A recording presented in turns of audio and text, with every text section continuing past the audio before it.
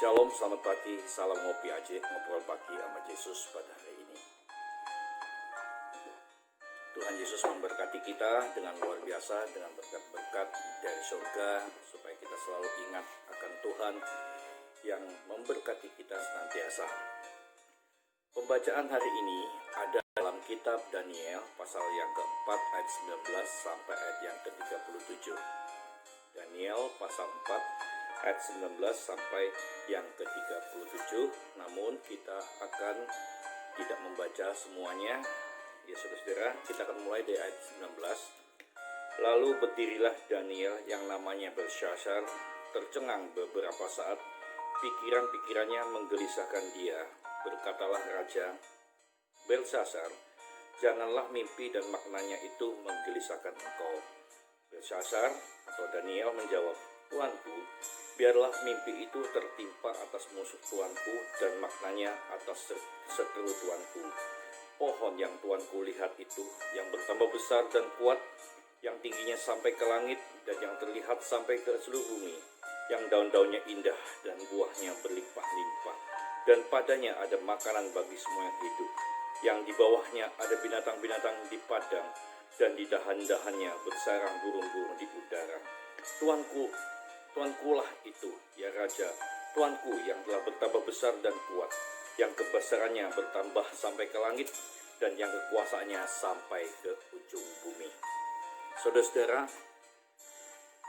kita seringkali diberi mimpi, kita seringkali diberi sesuatu hal yang indah dalam kehidupan ini. Pada saat yang penat, kita diberi sesuatu yang baik, diberi suatu bunga mimpi yang indah sehingga kita bangun dengan keadaan segar. Tetapi mimpi daripada Raja Nebukadnezar adalah mimpi yang akan terjadi di masa-masa yang akan datang. Nah saudara-saudara, ketika Raja Nebukadnezar bermimpi, dalam ayat-ayat sebelumnya, Nebukadnezar merasa gelisah dan tidak ada yang bisa memaknakan arti mimpi-mimpi itu. Karena mereka takut, atau mungkin mereka juga tidak berani, atau mungkin juga mereka tidak tahu akan makna mimpi itu. Saudara-saudara, segala sesuatunya adalah baik bagi kita semua jika kita menerimanya dengan syukur.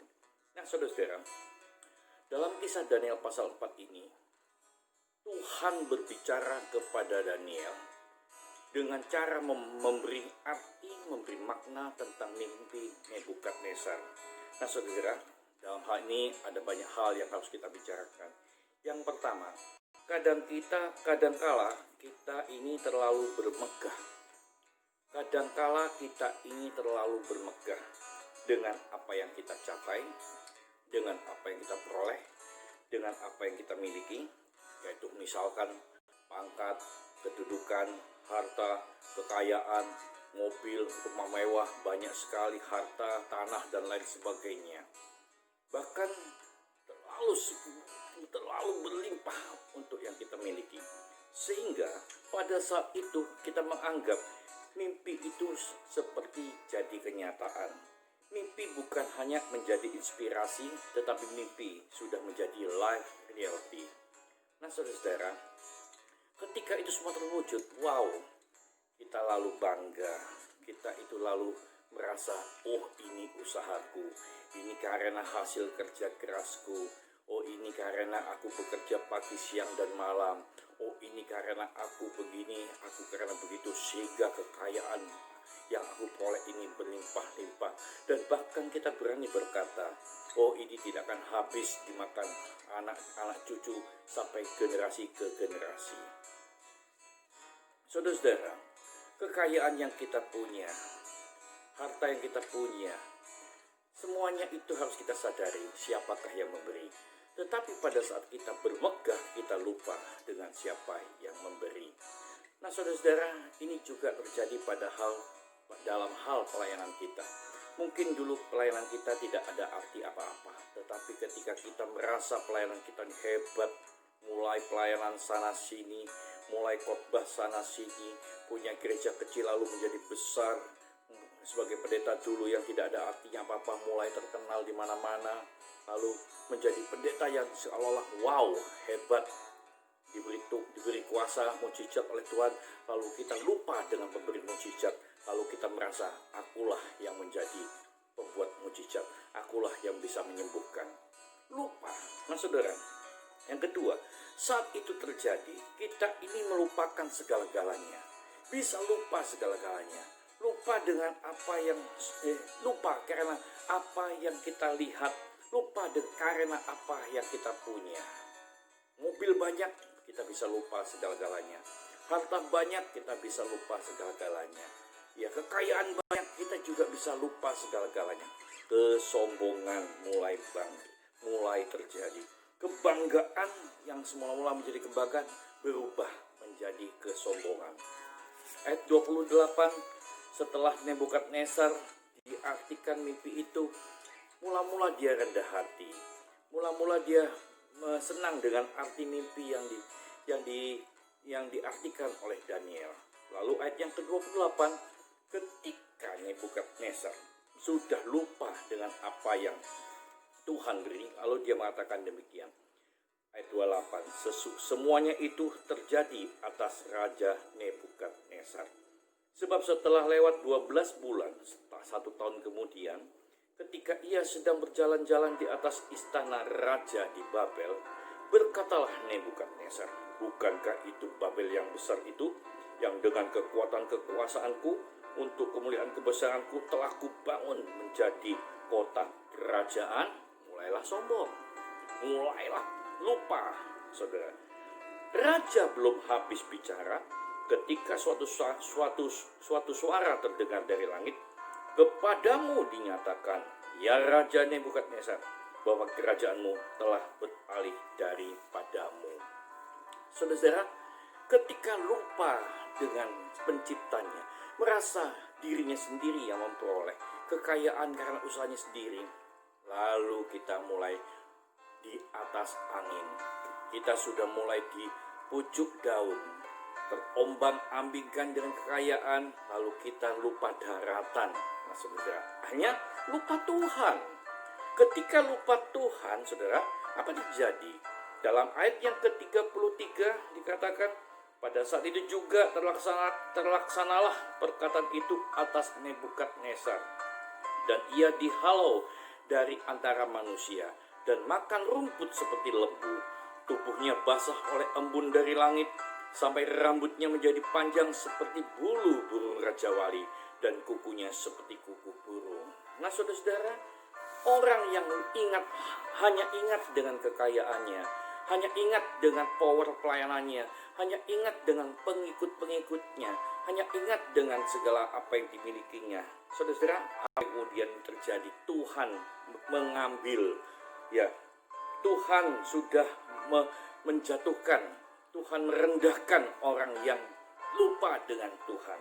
Saudara-saudara, melupakan Tuhan yang mengadakan. Yang ketiga, melupakan Tuhan yang mengadakan, maka apapun yang ada padanya akan diambil. Apapun yang dalam keadaan dirinya, dia akan direndahkan. Dan kemudian dia dihukumkan.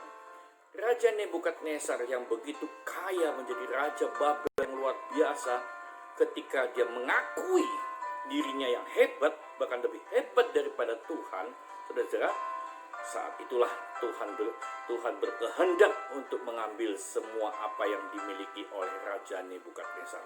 Apa yang terjadi? Seorang raja menjadi rendah, menjadi sangat rendah, lebih rendah dari, bahkan dikatakan lebih rendah daripada seperti binatang, saudara. Hal inilah yang harus kita tahu, saudara. Jangan sekali-sekali melupakan Tuhan. Orang yang melupakan Tuhan pasti akan direndahkan. Jangan sekali membanggakan kekayaanmu, tapi ingatlah Tuhan yang memberi kamu kaya. Jangan bangga dengan kekuatan dan kesehatanmu seolah-olah kamu didoping oleh obat, bukan didoping oleh firman Tuhan. Suatu saat Tuhan akan merenggutmu.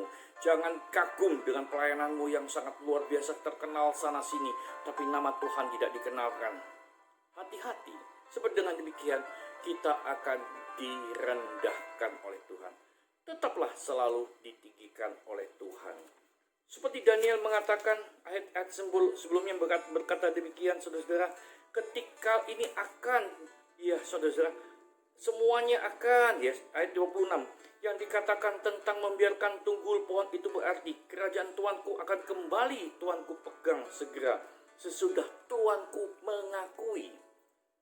Setelah direndahkan, kalau kita mengakui bahwa memang Tuhan yang mengadakan, dikatakan segera sesudah Tuanku mengakui, ayat 26, surgalah yang mempunyai kekuasaan, jadi raja, biarlah nasihatku berkenan pada hati Tuanku, lepaskanlah diri Tuanku daripada dosa dengan melakukan keadilan, dan daripada kesalahan dengan menunjukkan belas kasihan terhadap orang yang tertindas.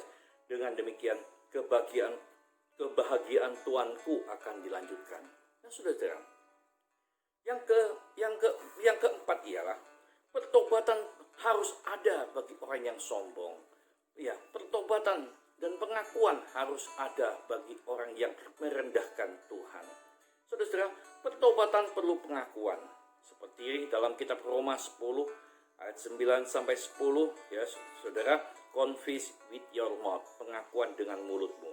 Sebab jika kamu mengaku dengan mulutmu bahwa Yesus adalah Tuhan dan percaya dalam hatimu bahwa Allah telah membangkitkan Dia dari antara orang mati, ya saudara, dengan mati, maka kamu akan diselamatkan.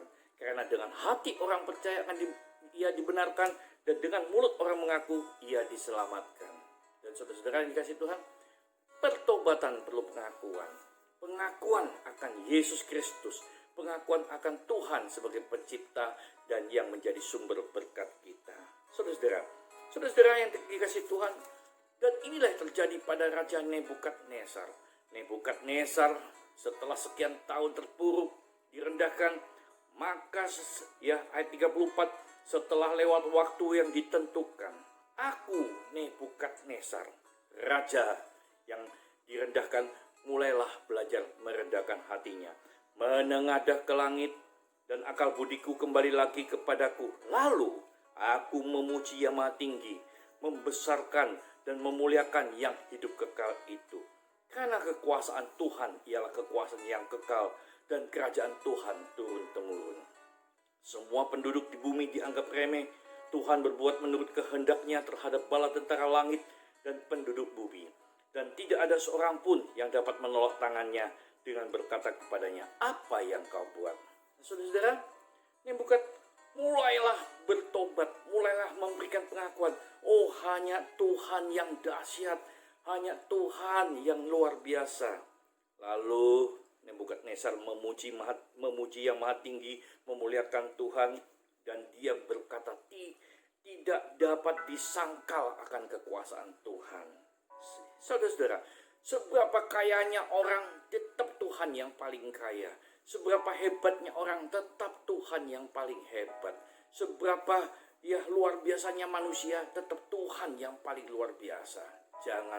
Tidak ada seorang pun yang dapat menyaingi Tuhan. Jangan engkau melupakan Tuhan. Nah, saudara, lalu ketika ada konfes, pengakuan yang luar biasa tentang Kristus, tentang Tuhan, maka ayat yang ke-36 mengatakan demikian. Pada waktu akal budiku kembali kepadaku, kembalilah juga kepadaku kebesaran dan kemuliaanku untuk kemasyuran kerajaanku. Para menteriku dan para pembesarku menjemput aku lagi. Aku dikembalikan kepada kerajaanku. Bahkan kemuliaan yang lebih besar dari dahulu diberikan kepadaku.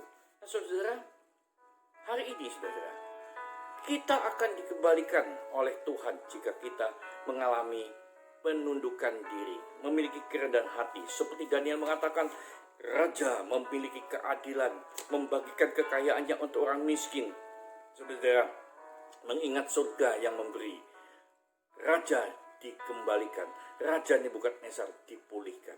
Saya yakin keadaan kita akan juga dipulihkan, keadaan kita akan diberkati kalau kita memiliki pengakuan bahwa Yesus Kristus adalah Tuhan, Allah, dan sumber berkat kita saja. Tidak ada Tuhan yang dahsyat selain Yesus Kristus. Lalu ayat yang ke-37 mengatakan, jadi sekarang aku, Nebukadnezar, memberikan ultimatum, bahkan menyampaikan kepada rakyatnya, memuji, meninggikan, dan memuliakan Raja Surga, yang segala perbuatannya adalah benar, dan jalan-jalannya adalah adil. dan yang sanggup merendahkan mereka yang berlaku congkak. Nah, saudara-saudara, Nebukadnezar memiliki pengalaman yang sangat luar biasa dengan Tuhan. Dia mengerti pekerjaan Tuhan. Dia mengerti rancangan Tuhan. Sebab itu dia mengumandangkan, mengkerumah firman Tuhan. Tidak ada Tuhan yang agung selain Tuhan yang patut disembah, yaitu Tuhan yang ada di surga. Nah, saudara-saudara yang dikasihi Tuhan, kita haruslah demikian. Janganlah kita ingin merendahkan orang lain karena apa yang kita miliki, yaitu kekayaan. Janganlah kita meremehkan orang lain, dan bahkan lebih-lebih jangan merendahkan atau meremehkan Tuhan pencipta kita. Jika demikian, maka kita akan direndahkan oleh Tuhan. Tetapi kalau kita mensyukuri dengan segala apa yang kita punya, mensyukuri dengan segala apa yang kita terima, bahkan bersyukur kepada Tuhan yang memberi, kita percaya kita akan diberkati. Ekonomimu akan dipulihkan, kesehatanmu akan disempurnakan, pekerjaanmu akan dikembangkan, kemah-kemahmu akan banyak, tenda-tendamu, tali tendamu akan kokoh, saudara. Demikian ketika kita juga pelayanan, jangan lupa pelayananmu hanya sebagai hamba, bukan sebagai Tuhan, bukan sebagai tuan, tapi hamba. Muliakan Tuhan, muliakan tuanmu yang engkau layani. Jika engkau pelayananmu hebat, hanya Tuhan yang hebat. Kita hanya alat kecil yang dipakai oleh Tuhan untuk memuliakan, melebarkan kerajaan-Nya, dan menuntun orang lain menuju keselamatan.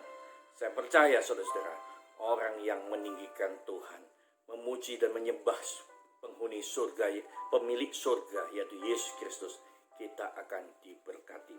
Seperti dalam kitab Matius 19 ayat 29 mengatakan, dan setiap orang yang karena namaku meninggalkan rumahnya, saudara-saudaranya, saudara-saudara laki-lakinya atau saudara perempuan, bapak atau ibunya, anak-anak dan keluarganya akan menerima kembali 100 kali lipat dan bahkan menerima hidup yang kekal. Artinya apa? Berkat anak-anak, berkat keluarga, berkat rumah tangga, semuanya itu dari Tuhan. Jangan lupakan Tuhan. Dan orang yang tidak melupakan Tuhan akan diberi 100 kali lipat ganda. Saudara, engkau kaya, biarkanlah Tuhan nyatakan Tuhan lebih kaya. Engkau sehat, biarkanlah bersyukurlah pada Tuhan, karena Tuhan yang memberi engkau sehat. Engkau luar biasakanlah lebih-lebih terhadap Tuhan. Dan saya percaya semua kita akan menjalani syukur yang sangat luar biasa hanya karena Tuhan Yesus Kristus. Engkau hari ini diberkati Tuhan, engkau hari ini menjadi luar biasa. Muliakan Tuhan. Jangan pernah melupakan Tuhan. Tuhan Yesus memberkati engkau dari hari ini sampai selama-lamanya.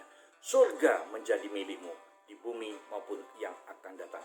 Salam Ngopi Aceh, Tuhan Yesus memberkati.